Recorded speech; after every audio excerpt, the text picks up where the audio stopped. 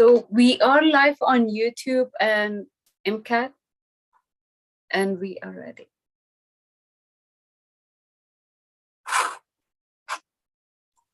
Okay, so I think we are good to go then? Yes, thank you Okay. for your patience. And I'm gonna promote you, Paul, and Elizabeth as co-hosts.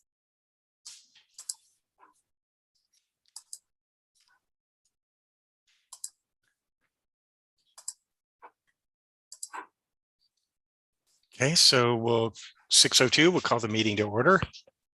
And can we have a roll call, please?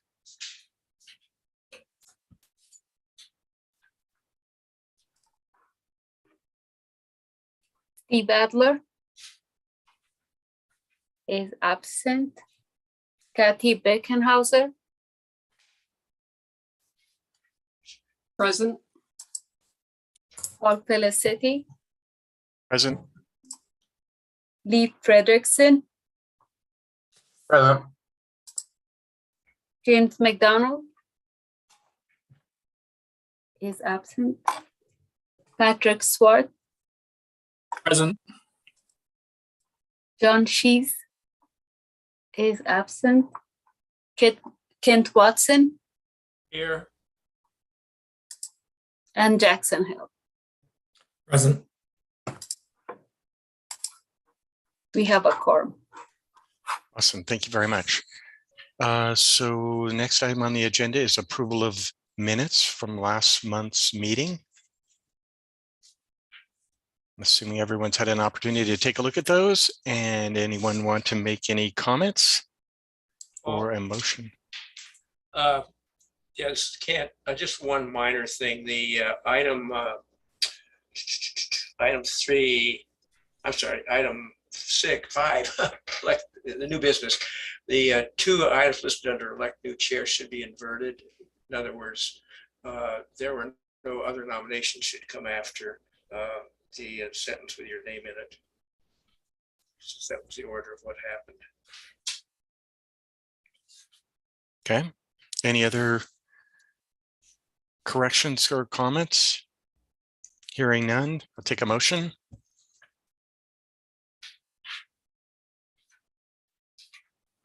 I motion to approve. Thank you, Patrick. A second? I'll second it. Thank you. All those in favor, please say aye. Aye. Aye. Aye. Okay. Meeting notes are approved. Next on the agenda is public comment, and Elizabeth, help me out here, but I believe we are, in terms of public comment, just so everybody knows, this is your opportunity to comment on items on the agenda. We will not be taking public comment on those items after this time. Please limit your comments to 3 minutes each. And are we going to put something up for people to call in, or is that already out there? Yeah, sir, I do have the screen for folks to call in. Sure.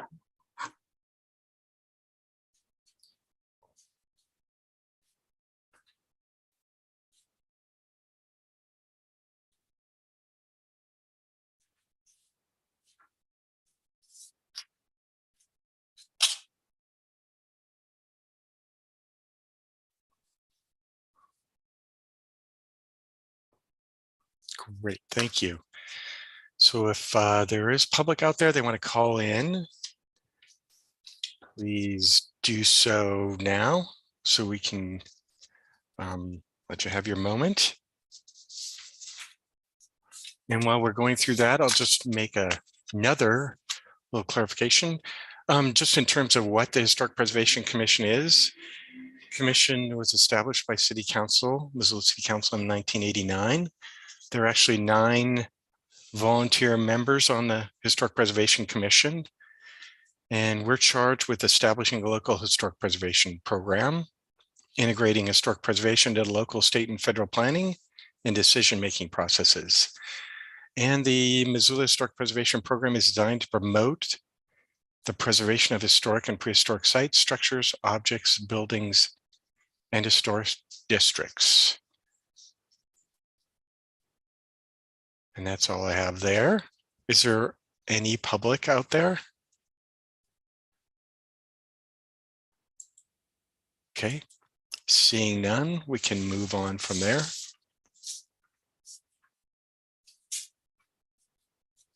So we'll go on to our new business. We have a special presentation and discussion about Fort Missoula Commons.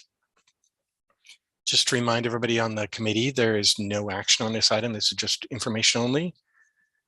And Elizabeth was kind enough to send out some in advance, some processes there for discussion. So if you get an opportunity, please take a look at those. And I'll turn it over to Elizabeth.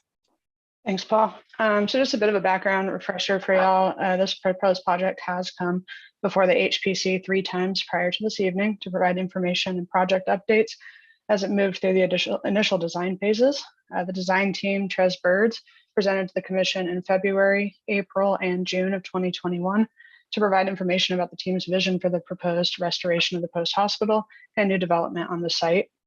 Tonight, we will be introduced to the architect on the project for a bit more information.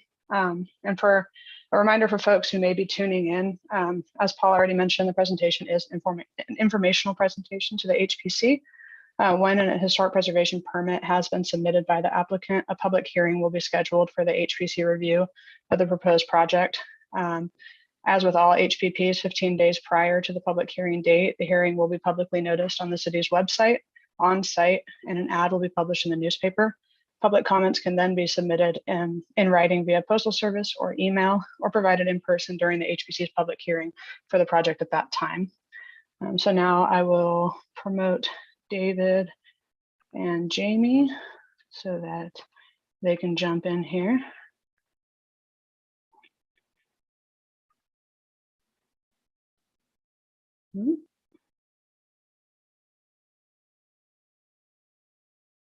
Did it work?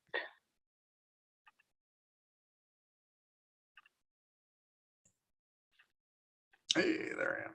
There we go. All right. David, I'll hand it over to you now. Okay. Hello, everybody. My name is David Gray. I'm with DVG Architects here in Missoula, Montana. I have come before the board several times. I actually have 5 historic preservation awards through your board for various projects I have done, and I have taken over the Fort Missoula Commons project from the previous architect as a local representative to take this through the HPC process. We just wanted to give you a quick update. We made some modifications to the site plan based off of the comments we received from you and all the other interested parties. I am going to try to share my screen, and this is what was shared beforehand, but I have some additional information that I can show you.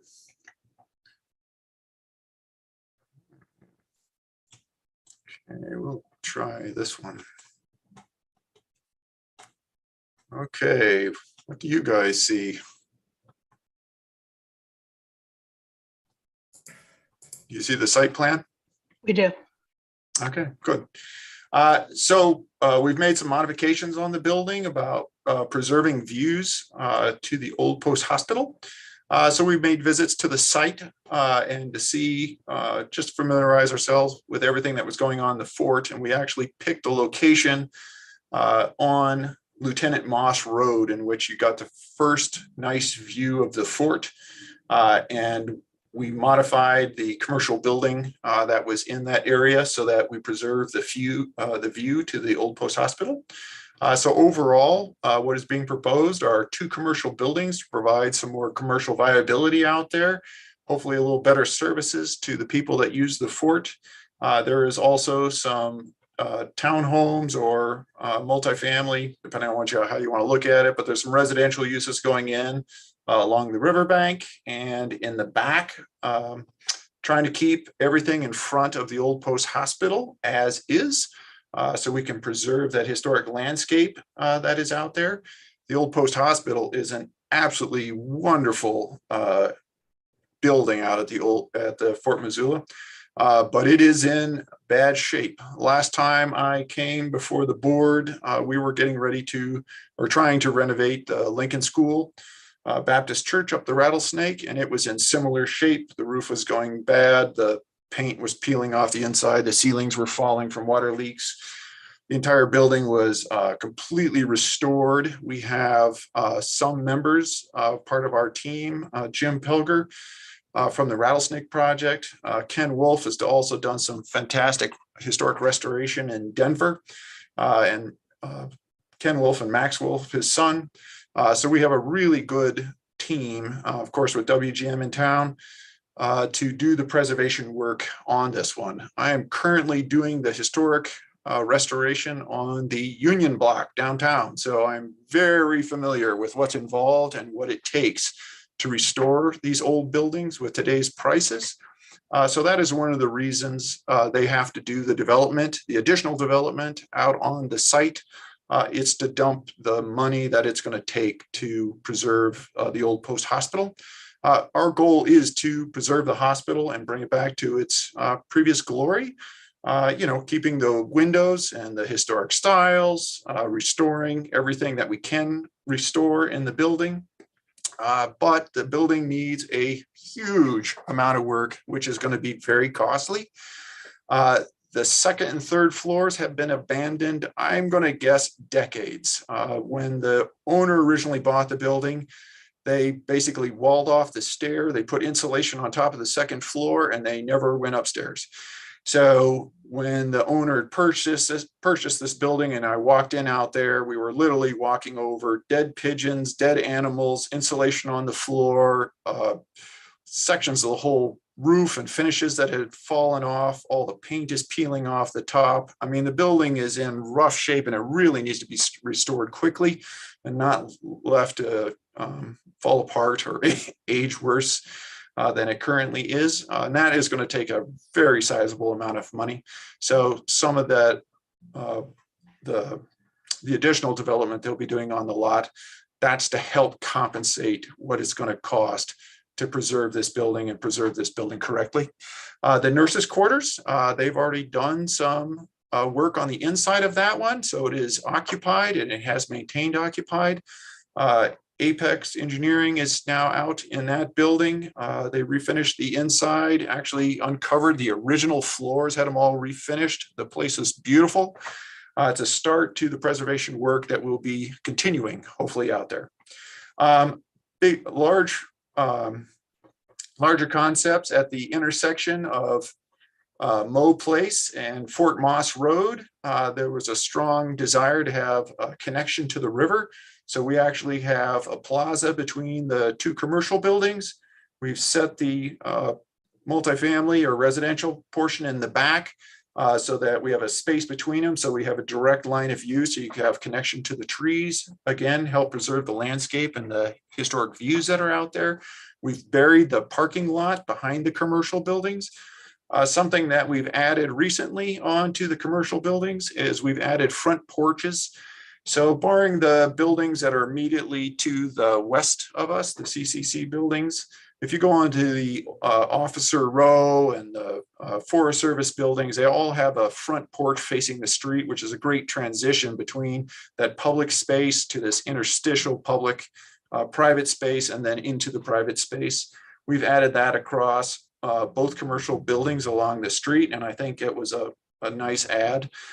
We've got a plaza between the two commercial buildings, which I think will just accentuate that view from the intersection at the street. And let me just click on to the next page here. This will give you an idea. This is our conceptual drawings, and we'd like some of your feedback on aesthetics and if we're going in the right direction. The fort was developed over a fairly decent period of time, so it doesn't have a specific style of architecture. It has multiple styles of architecture through all the buildings. So we're trying to maintain that so we don't have, everything is just copying the old post hospital and it all looks like the old post hospital. So we've got commercial building number 2. We've got something a little more, I'm not going to say it's bungalow, but it's got more of the iconic ionic columns on the front porch, open front porch, entrances facing the street. So much like the other buildings on the fort, they have a very predominant entrance on the street. That's what we're trying to do here. This is the plaza space and the connection to the river. It also provides a layer of, I want to say, it's like a layer of screening. So the residential that's behind it is screened and has a separation from maintaining the street facades that are going on at the Fort Missoula. This is a concept drawing of the residential. So each one of the new buildings has kind of a different period. We're looking at potentially some vertical sidings on the residential. We'll have lap sidings or maybe some stucco on the front commercial buildings to try to give us some various level of different types of historic sidings that could be out there. We have the first commercial building to the west. We have a front porch on that. Front porches are allowed to be in the setbacks with Title 20, and these front porches are actually in the setbacks, but they're open on 3 sides, complying with the requirements of Title 20. We feel that they're a nice addition to those commercial buildings because it does give us that public portion along the street, and it maintains that historic character that happens along that entire street. This is again the larger commercial building, so we have windows that are in proportion with historic buildings. The way we're doing the exposed rafters on the roof. As far as like the roofing material goes, some of the new buildings, out at the Parks Department, they put shingles on the roof. The BLM building, they copied some of the historic tile. We're open to your input, what you guys would like to see on these. If you'd like us to go with the tile, we're trying to be careful and not mimic what is out there, but just trying to be sensitive to what is out there and in the historic district. So we'd like some of your feedback from that. We have behind the old post hospital is a larger yard. And so there's a garage or a shed back there, which is literally about ready to fall down. We're going to relocate that. They've marketed it because if we were to move it or tear it down, we have to try to sell it. They've done that. They've tried marking it. We're going to try to reuse it, but it's not going to work in its current location. It has no foundations underneath it right now, so it's just sitting on the ground. We want to move it back and make it kind of a central facility to a nice yard that's behind the old post hospital. It to be a nice public space where we can have a little plaza behind the old post hospital. And then it has some garage doors. Want to open the garage doors up. So this would be an event center. So you can have a place where there could be some weddings, a little grove of trees back here, or company parties, birthday parties, that kind of thing. We've got some workforce housing going in next to that space, so it also enjoys that park-like setting. This is just a general idea of how you can see what the individual units would look like. We have 6 different price categories potentially of housing. So we have a full spectrum to try to provide the massive demand for housing in Missoula. So we have some workforce housing, we've got medium price housing, just kind of a spread depending on where they're at. But we can go more into that when we get into our presentation for the overall. The buildings, I've got the upper floors and lower floors stacked. They go along the river. So the river is not parallel with the street. So it's kind of a triangle property. So we're following the bank of the river. And that's one reason the buildings are stepping. These are the smaller townhomes, which are on the southeast corner of the property. And that's a total 6 units in there. And so there's multiple price points within this unit. So we can get some housing in for all classes of Missoulians. I have some, I'm going to try this one. Did you guys see a picture show up? All right, wonderful. All right, so right when they had taken over the building or ownership of the building, we went out there and took some pictures so you could see the state the building was in. From the street, looks really good, and it is in very good shape from the street. The main problems with the building right now are as the roof has been failing. I don't know how long, but parts of the roof have actually fallen off the back of the building. It's not laterally braced or tied together. It's not accessible, and the building has one interior stair. So that's some of the challenges that we need to overcome. But on the outside, we have some deterioration of the concrete and the roofing decks and the various decks that are going to have to be replaced. This is the one garage or CCC shed building. I think all of the roofing has blown off of this now. We went out there a couple of weeks ago and you could see daylight through most of the roof. This building is in really horrible shape, so it's going to really take some work to get it back to, well, to restore it back again. This is the one we want to turn into a little bit of an event center. We have to move it, but it is in really rough shape. And again, this is the shape it was in when the owner purchased the building. So you can see the swale on the roof and how long this roof has been patched and just tried to make work. You can see you're starting to get water damage on the edges of the existing building. And then we've got some rust and stuff coming through on the concrete in the back. And you can see where the paint's peeling off from water coming down through cracks in the concrete. There's a section of roof and a detail that's literally fallen off. And I don't know how long ago it fell off, but it's all fallen off. And you can see where some of the windows were broken out in the upper stories. This is kind of a picture on the inside. The building has fantastic potential on the inside. It's all stucco or plaster on the inside with not a lot of trim, but some really cool curves around the windows. And they're really thick walls because the outside walls are concrete, but it has a wood floor. But this is the first floor. This is what it was renovated. So someone liked a lot of paneling in the 70s, I think, when this was all done. So this paneling was all over the first floor, covering up stuff. They had filled in some of the rooms. Water damage on the upper floors is fairly extensive, where the walls have collapsed and the plaster has collapsed. This is some of the infill that was on the first floor. They cleaned this stuff out. None of this was historic. This was all added in at some point in time. Now this is a really amazing open room. It was a ward. It'll make a great suite for an office or something someday.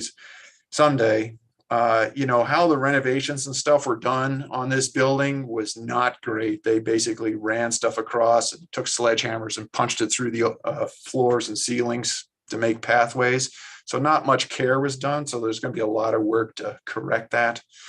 Here you can see the water damage that is occurring through the walls with the peeling paint on multiple stories. That's what it looks like up front. So we probably have lead paint to deal with, not to mention just the moisture problems. This is where the roof is failed and the walls are starting to collapse on the inside of the building on the upper stories. So where all the paint and everything is peeled off. This is on the second floor. So, you know, the roof above this, we got a third story above this. So it's getting a little scary. This is what we're running into in the roof. So some of this wood's been wet for so long, it's turned gray. It's not dark brown anymore. So when you're restoring these old buildings, as some of the architects on this board will tell you, you know, where we'll end up having to sheathe the roof and put in diaphragms on the floor. So I'm going to guess we might have to take the entire roof off of this building, at least on the exterior, because we'd like to see if we can fix the ceiling, because it is really quite beautiful. But there's definitely going to be some structural upgrades, some insulation upgrades. Like to get the original tile roof. We'll take it off and then we'll put it back on, so we keep the historic significance of that. But it's going to be very, very costly for the restoration of this building. Some more of the damage that is just around that building. So that takes everything I have for that slideshow. We're hoping to have a historic preservation permit in, so we can hopefully have a review with the board in your next meeting after that at the outside. Can I get some feedback from the board of, you know, how maybe like some finishes you would like to see that would be more sensible in the character? We got some great feedback from the board on the Lincoln School restoration, and we made the changes the board suggested, and they turned out to be great suggestions. And so we're reaching out to you for some of your feedback.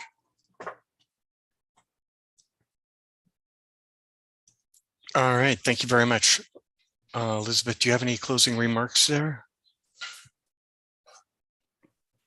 I don't have anything. If y'all want to provide some feedback, I'm sure David will appreciate that. Okay, so I'll just open it up to the board for, or commission for comment and questions. Back to David.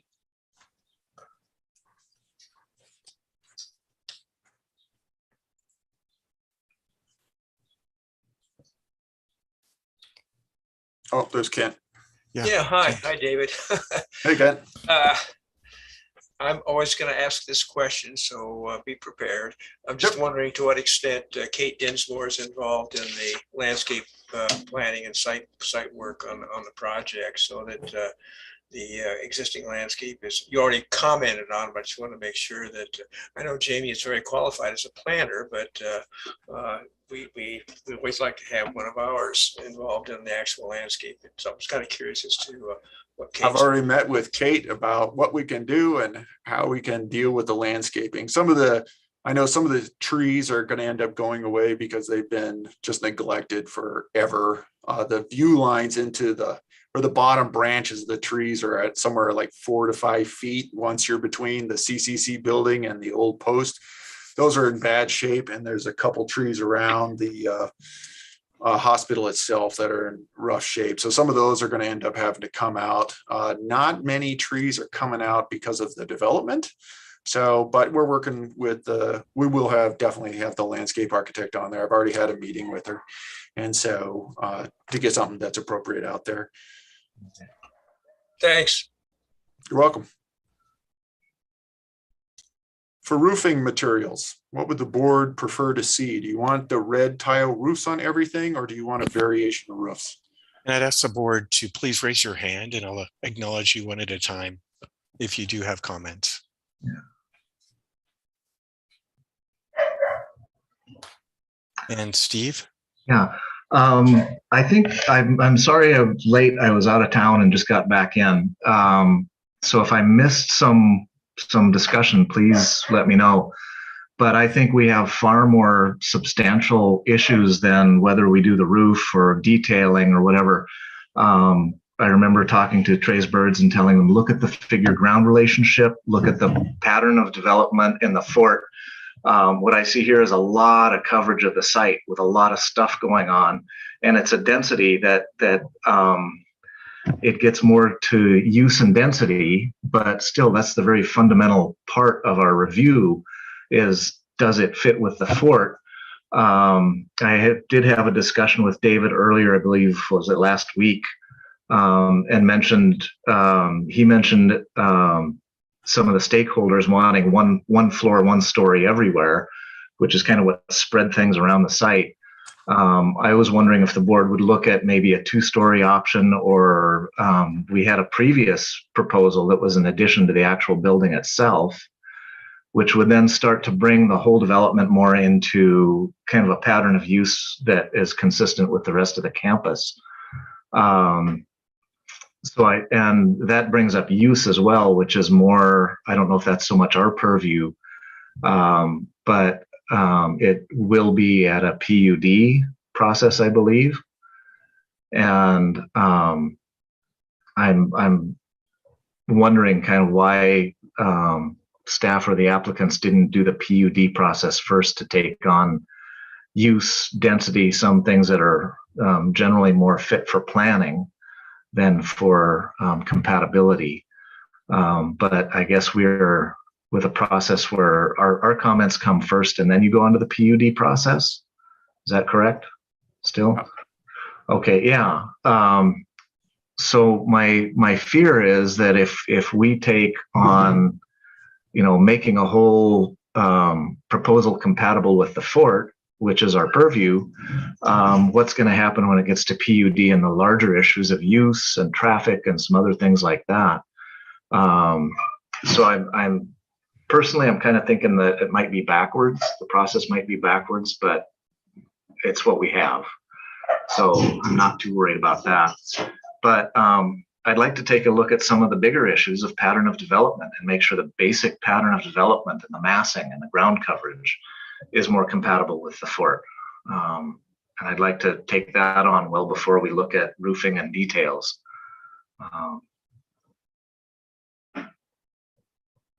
Thank you, Steve. Is there any other comments? I'll just make a comment just to jump in.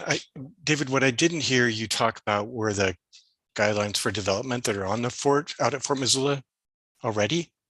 And I think that should probably be an opening remarks in terms of your process here. You might take that into consideration and really think about how this development is achieving the goals that were set out in that original document. And the other thing I didn't hear was that kind of discussion and just in terms of Secretary of Interior standards and the two components that really kind of would be appropriate that in terms of the Historic Preservation Commission's review are the two, and I'll read them because I think they are important. Was one of them, number 9, is new additions, exterior alterations, or related new construction shall not destroy historic materials and that characterize the property. The new work shall be differentiated from the old. It should be compatible with the massing, size, scale, and architectural features to protect the historic integrity of the property and its environment. So I think that's one of those guiding principles that the commission will be looking for an explanation on. And the next one is just in terms of new additions and adjacent or related new construction shall be undertaken in such a manner that if it were removed in the future, the essential form and integrity of the property remains. Yeah. And I think that needs to be addressed further in terms of the direction you're going. The only other comment I have is, as we look at Missoula and Missoula growth, particularly in relationship to the river and access to the river, and certainly we've all experienced this downtown and walking along the riverfront trail, and there are segments of the trail where the trail ends and you have to walk around some development to get back to the trail. And I think we would all kind of have opinions about that. And I would just ask that this project is a great opportunity to kind of future think how the trail system integrates in relationship to the public access to the river. And right now, I'm not sure that that's been addressed, or if it has been addressed, you didn't talk about it. And I'd like to see a little bit more of that integrated into the kind of the planning and thinking for the project. Because I think the riverfront trail, the river is a public asset. We don't want to lose sight of that.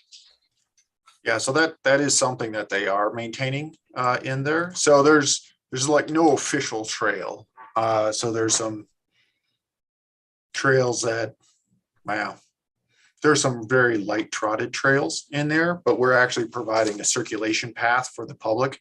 And then we'll be protecting those as public access ways through the site and down to the river and making connections to the river.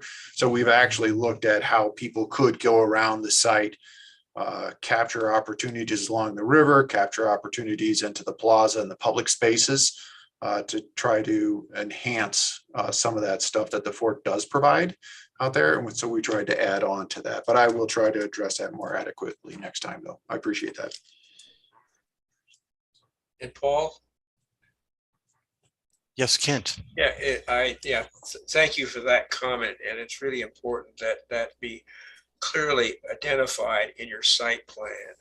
So it's apparent to all that are looking at it that there is a way that the public can get to the river. I've been involved with a nonprofit group looking at the ponds out there and the whole area that the university owns and trying to figure out the best way to provide access around and through those properties. And so, and being here as long as you have been, that the public is going to raise that question. And so it's important that it be properly addressed.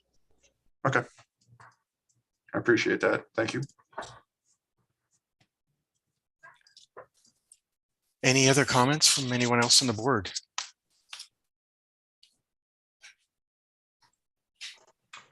Kathy. I will. I have one comment or question, I guess, that follow up on something that Steve mentioned.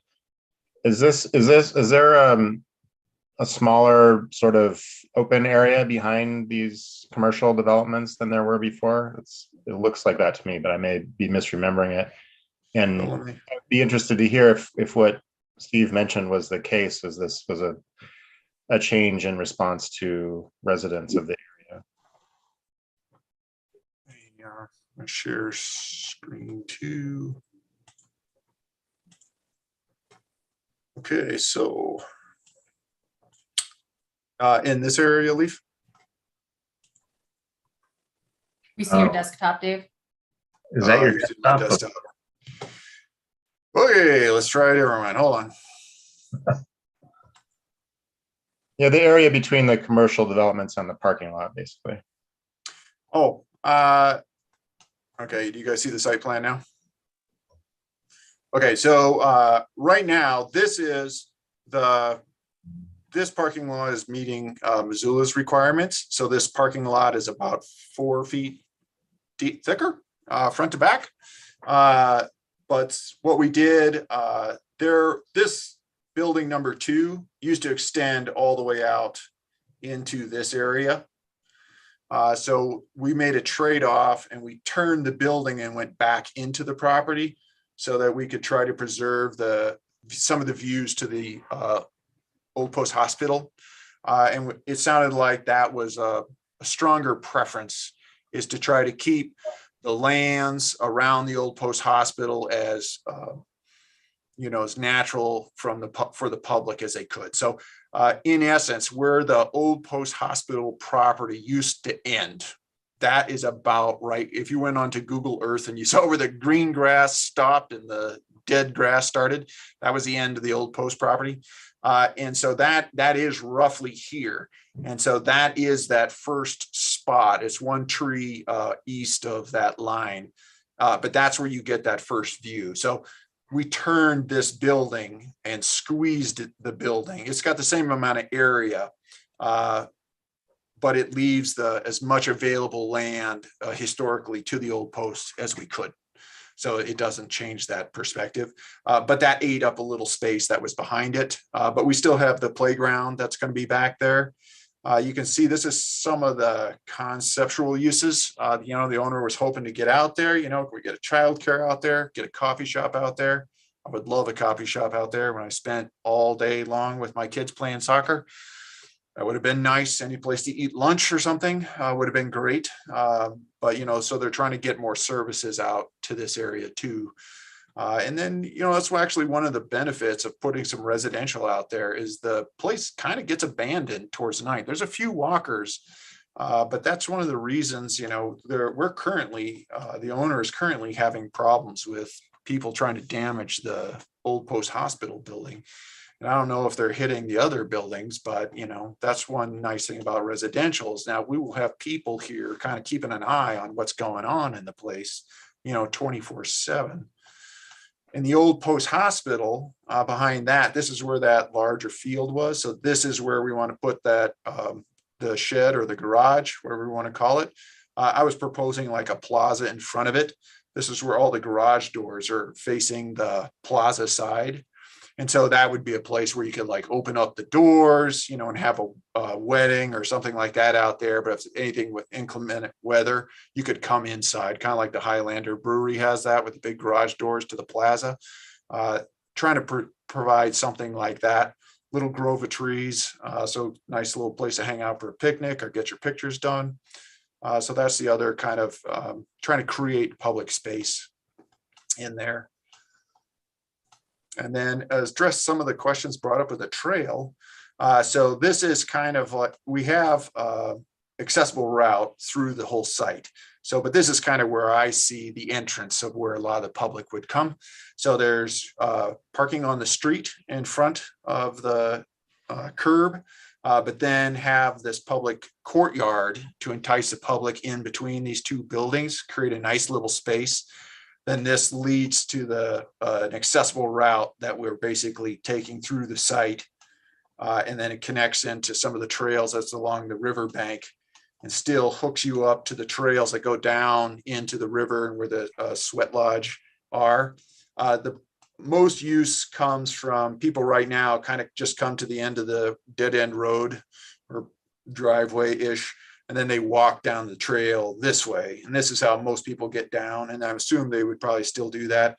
But we're creating a route for people to actually go through the whole site, take advantage of the public spaces that we've created. Actually, come to think of it though, we probably could use a better connection from here up to the front of the old post hospital. Probably could use a better connection there, so I could add something with that. Sam, to answer your question?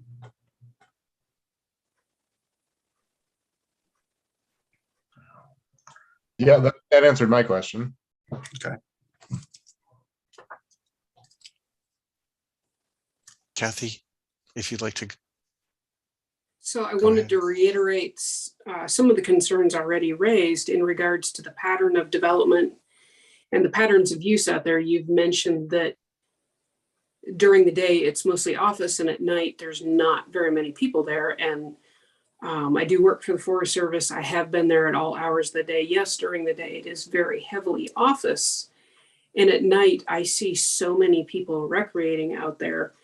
And so I just wanted to ask again that you consider that pattern of use and consider how residential will affect this.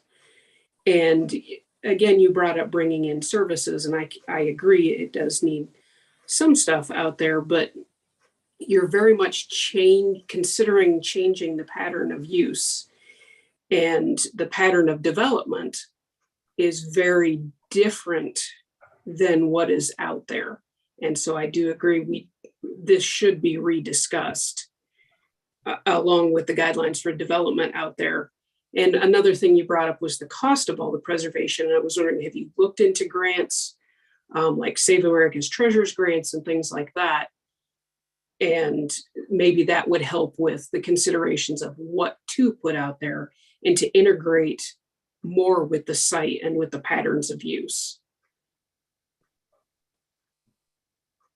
The only part I can address with that, I haven't been a part of any grant for this one. Historic preservation projects I've worked on in the past. What we could get from grants, if we could get grants, were not very significant in size. And so I'm not against looking for them, and I'll bring that up to the owner. But I'm not sure of a grant that is out there that is large enough to offset what it's going to take to preserve that building. But I will bring it up to the owner for sure. And I know that, oops, sorry. Go ahead. I'm sorry. I was just I was gonna gonna, yeah, I was just gonna say that I know that Jim has looked into some of those grants. And as Dave said, it's just not enough funding there. So just a little information there. Go ahead, Steve. just if you've looked at tax credits. I know it can be cumbersome, but it can be substantial, especially where the hospital building is concerned. I have to bring it up to the owner. I Okay. haven't been a part of that if something like that was being discussed, but I'll bring it up with him. Okay. Are there any other comments from the board? Just in terms of that discussion of tax credits and grants, you might look into Montana Department of Commerce and the historic preservation historic preservation grants for National Register listed properties. There's a $500,000, which is pretty significant. Thank you. Okay, seeing no other comments, thank you very much. We'll close that and look forward to your future presentation. All right, thank you. You can have a Thank good you. evening. Thanks. Thank you.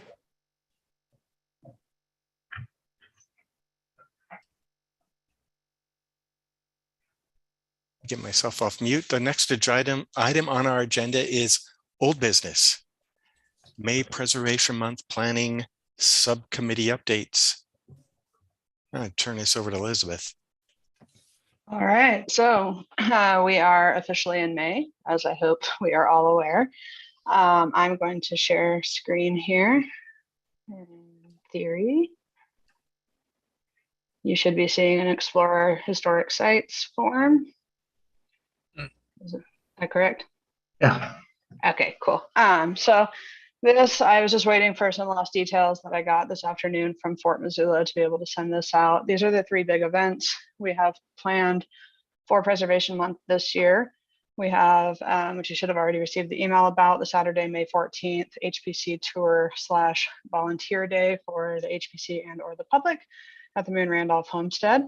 That will be running from 11 a.m. until 1:30 p.m.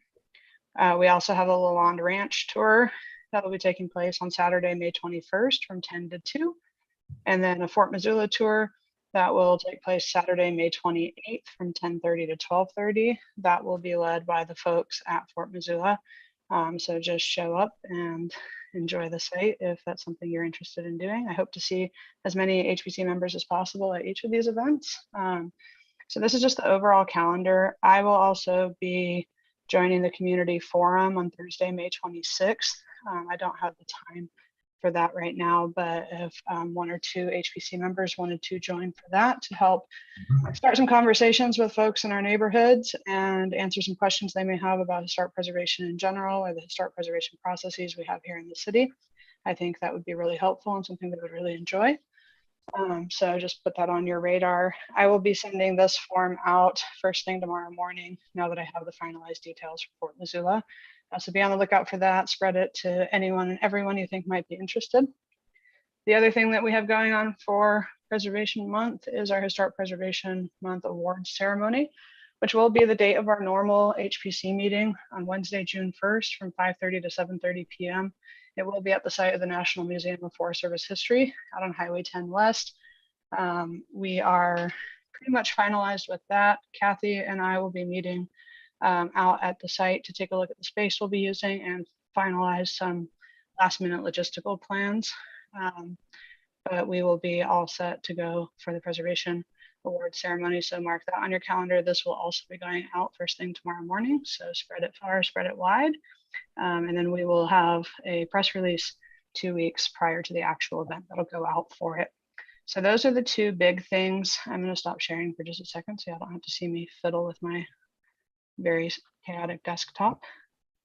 I have a question. Yeah, just in terms of pushing those out, the city of Missoula has, I forgot the name of it. Engage Missoula. Engage Missoula, thank you. Are you going to be reaching out or posting on there?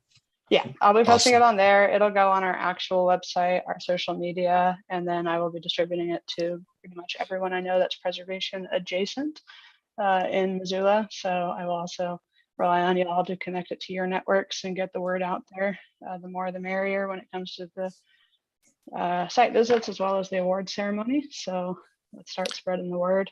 I heard back from most of y'all about Moon Randolph. I know there's a couple folks who can't make it. I hope the rest of y'all are still planning to be there. Really look forward to getting some information from you about the grant they just received and the plans they have for preservation things regarding the barn up there. So it'll be an exciting time for the HPC to hear what's going on there.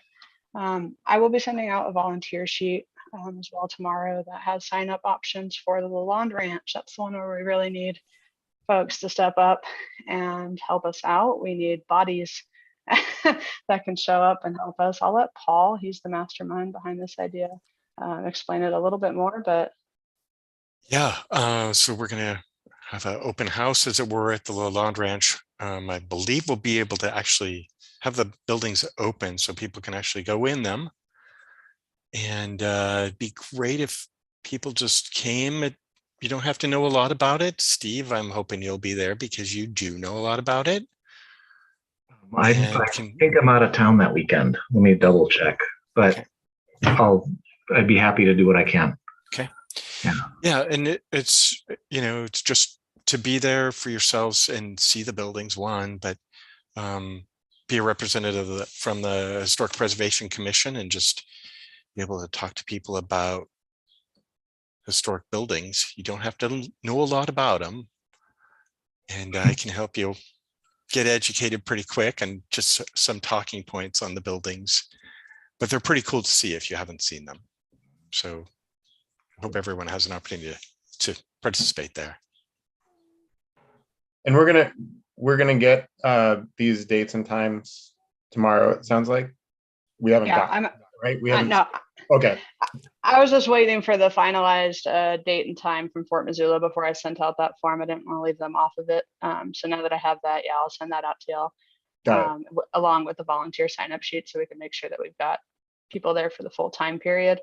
You don't have to commit to the full 4 hours. If that doesn't work for you, if we can just get any sort of commitment out of folks to make sure we just have enough people there, that'd be really great. I think we will have to see if access into the residence is possible, Paul. Yeah. The other buildings I would think were probably okay. I'm not sure what it would take for the residents to be ready for folks to come in, but we'll keep looking into that and get some more details finalized over the next day or two, hopefully, and then I'll get that to y'all as well. Awesome. So look for your volunteer sign up sheet tomorrow. Okay. All right. Any other questions on that?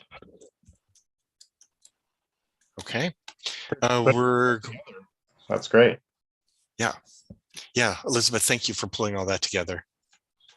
Yeah, and I am still working on finalizing. Jim got me a little bit of information about the A.J. Gibson tour. I am still working to get that finalized.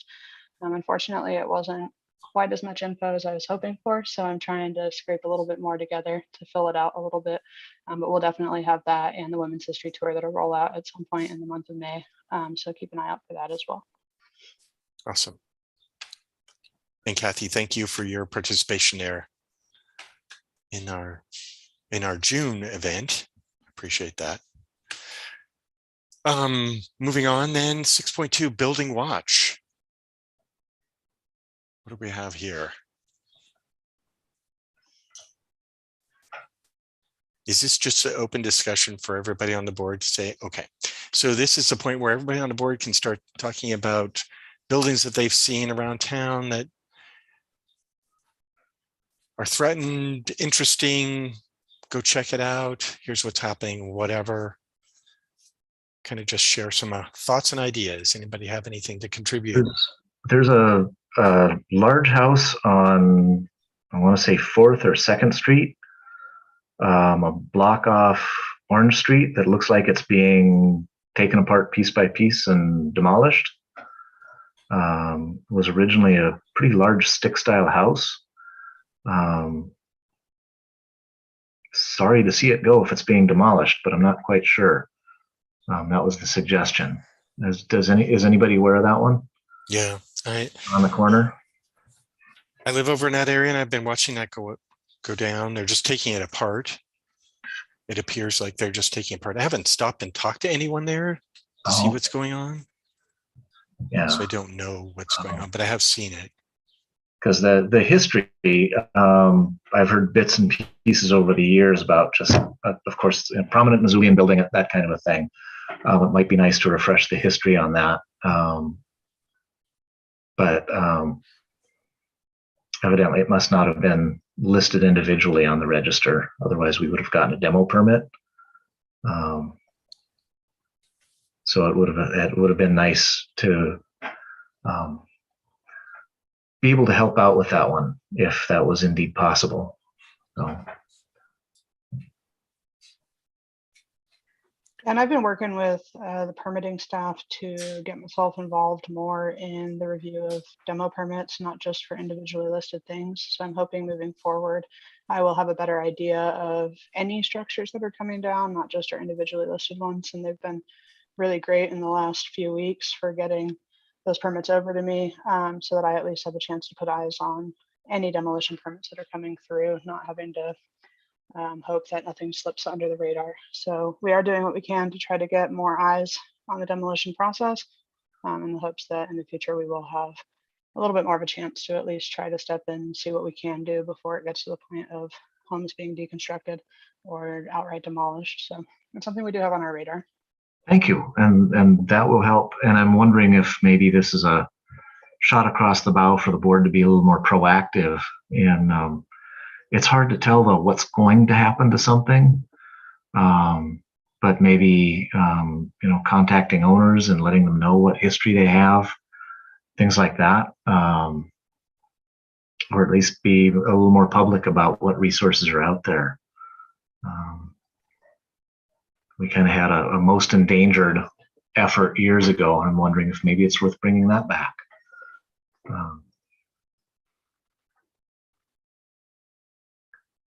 Steve, I think it'd be great if you'd consider joining me at the community forum on the 26th. It sounds like you want to talk to folks about a lot of the same things I want to talk to folks about. Okay, yeah. Making sure that folks know if they're living in a historic district or if they're living in a historic home, what the steps they might take are, what the benefits of that might be, and just the very beginnings of some of the broader education efforts that we can because that's do. certainly one of our important missions. And it's kind of waxed and waned over the years, so it'd be nice to bring that back and maybe be a little more proactive and get people more aware of what's going on or what the possibilities are. Yeah, I think that's a good comment. Just in terms of that, just expanding on a little bit further, is the somehow reaching out to the whatever it is, the Missoula Realtors organization as well, so that the realtors are aware that, hey, if you're buying or selling a building, or if your clients are buying and selling buildings in historic districts, these are the historic districts. Here's a map, so that the real estate agents are aware that they're selling properties within historic districts. Sounds like a great project for the education focus group that we talked about from our last meeting. That sounds like perhaps a good starting point is to put together some informational materials that we can distribute to various folks around town and make sure we're spreading the word and making ourselves available to the wide variety of folks in Missoula that are encountering historic properties in a variety of ways. So I think that's a really great plan and something we'll definitely add to that list. So education group, you guys can thank Steve and Paul. You've got your first, which I don't think either of them are in that group. So they're not. So Kathy and Kent, y'all can send a thank you to Steve and Paul. We've got a good starting point, I think, for different ideas there. Anything else on the building watch front that I should keep an eye on or know about? Okay, thank you very much. Item 7, Historic Preservation Officer Staff Report and Project Notifications.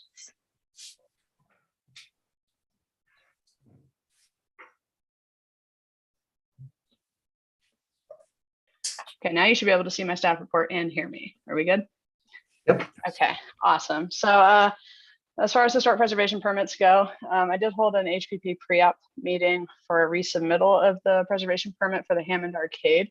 The previous one that was issued in January of 2020 has expired, so the applicant will be resubmitting the materials for that soon.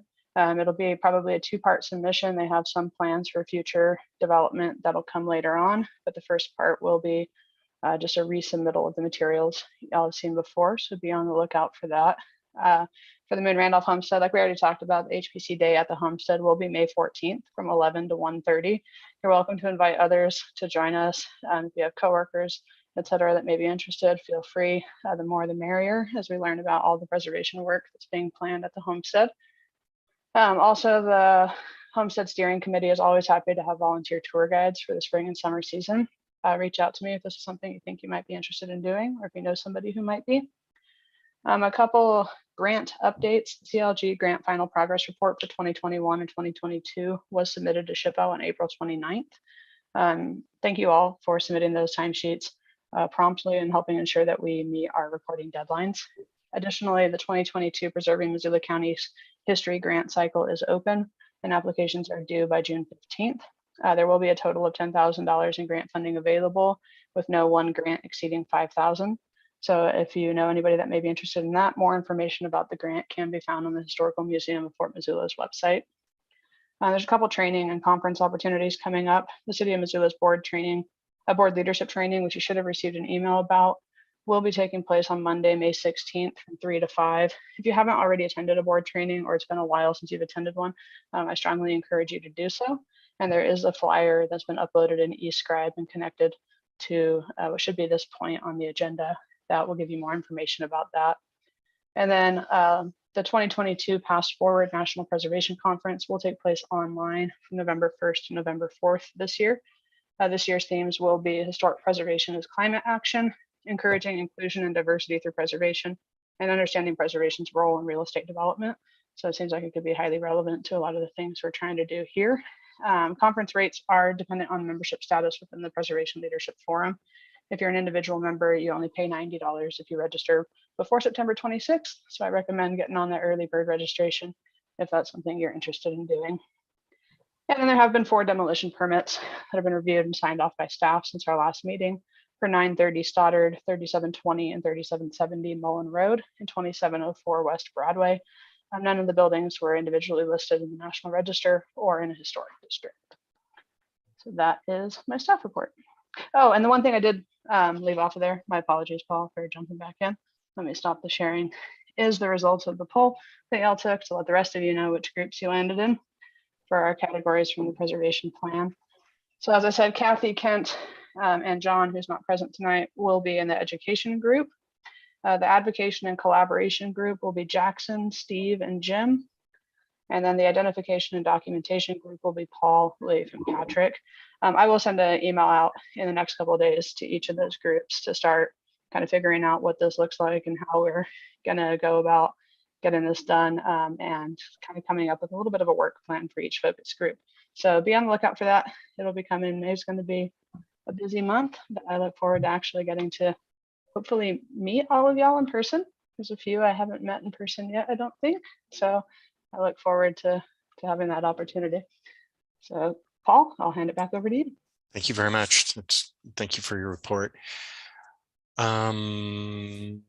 Okay, so we'll move on. Board member comments. Item number 8. Anybody comments? Kent? Hi, it's me again. I just wanted to pass along the fact that I finally got a chance to meet the state historic preservation officer back on the 21st of April. I had an appointment at Fort Harrison. I'm one of the volunteer drivers that I've been doing research on the heritage American elms that occupy the campus at Fort Harrison that were planted in 1944. And so I met Pete Brown and John Boughton, and they both were very gracious and welcomed me into their conference room with a stack of files that I spent the afternoon going through. So it was kind of fun to meet some of the people that are carrying the torch for us on historic preservation at the state level. Great. And I have one announcement. The Heritage Roundtable that Dave Strohmeyer has organized meets kind of quarterly, I think. Anyway, there was a meeting this past week, and just encourage you all to attend. Leif, I know you were there. But I think, and just in terms of Historic Preservation Commission, we are all invited, and in the future, as that notification comes out, I'll push it out to everybody so you have an opportunity to attend. It's just a moment for the community to recognize some of the things that are going on in individual organizations or happenings. And it sounds like, just given the last meeting and some of the suggestions, there might be some changes in the format, maybe reaching out to more speakers who might attend and talk about specific components or issues, ideas. So I think there's a lot there, and encourage everybody to participate. And Leif. Yeah, no, it's a great, I'm really happy that that sort of thing has been organized. And I'm going to say one of the things I said there, which is that I'm going to be taking over directing the public history program at the University of Montana this fall, or actually this summer. And we're trying to get students doing internships, history related internships. So if anybody knows of anything like that, has any, they can be very informal. I mean, ideally they'd be paid, but they don't necessarily have to be. Then I'd love to hear about them. So you can just email me or something like that if anything like that comes up. Thank you. Elizabeth, that might be an opportunity to use some of those people to do some research on some walking tours. Yeah, I was just going to say, Leif, you should reach out to me. We should find a time to meet. Let's talk about that and kind of what you might be looking for the students and how we might be able to work something out between us. And Moon Randolph, I know, is looking for interns a lot during the summer. I think there's a lot of potential there. So let's get a meeting and talk about that a little bit further. Sounds great. Does anyone else have any announcements? Okay. Oh, okay. Or board comments, because now we're on to announcements, news, and upcoming events. Aside from Preservation Month activities, any other things to announce? There were a few announcements in terms of activities that were going to be taking place in Missoula at the Heritage Roundtable, and one of them was Bear Tracks Bridge will be dedicated in June. And I don't recall the exact date, and I can't find my notes right now. There is an event taking place. Yeah, go ahead, please. June 16th is the now. 16th, yeah. And then there's an event taking place up at Moise on the Bison Range as well that was talked about, if you remember any more of that. So on May 21st, it's the grand opening of the Bison Range as managed by the Salish Kootenai tribes. And they have a bunch of new interpretive stuff up in their center there, I guess. Thank you. Yeah. So something to keep an eye out for. I think the Bear Tracks Bridge dedication is July 16th, not June, but I could be wrong. Yes, you're right. Sorry, I read that wrong. Thank you. Anyone else? Okay. All right, that covers our agenda. So we can now move into the adjournment part of our meeting where somebody's got to make a motion. Move to adjourn. Thank you. Any second? I'll second that. And we'll adjourn. Thank you all very much for your participation. Thanks, y'all. Thanks. Bye. Thank you.